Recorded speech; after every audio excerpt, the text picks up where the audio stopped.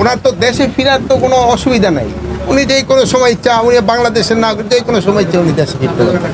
ওনারা যেই সময় উনি নিজেরে যেই সময় উনি মনে করবেন উনি সেই সময় দেশে ফিরবেন। মাননীয় উপদেষ্টা, খুশির ব্যাপারে বাংলাদেশের আপত্তি থাকার পরেও ধারাবাহিকভাবে ভারত আমরা এই ব্যাপারে ফরেন মিনিস্ট্রিতে লিখছি, ফরেন মিনিস্ট্রি ফরেন অ্যাডভাইজারও আপনাদের বলছে, তারাও কিন্তু তাদের চিঠি দিছে যে আমাদের বাংলাদেশি নাগরিক যদি ওই অগদেশে থাকে আমরা অবশ্যই নিব, কিন্তু তারা একটা প্রপার চ্যানেলে আসতে হবে। নিয়ম হলো প্রপার চ্যানেলে। ওনারা করে নাকি এটা ফলো না করে এই জঙ্গলে রাস্তা দেখি জায়গায় না ওই সব জায়গায় গিয়ে করে, এটা একটু অমানবিক।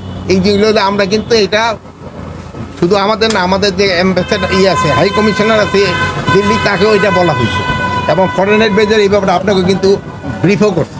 এয়ারপোর্ট, তারপরে ল্যান্ড পোর্ট, এইগুলির ক্ষেত্রেও কিন্তু একটু সচেতনতা বৃদ্ধি করার জন্য বলা হয়েছে। এই জন্য আগে কিন্তু নিজেকে আপনাকে সচেতন হইতে হবে না। আপনারা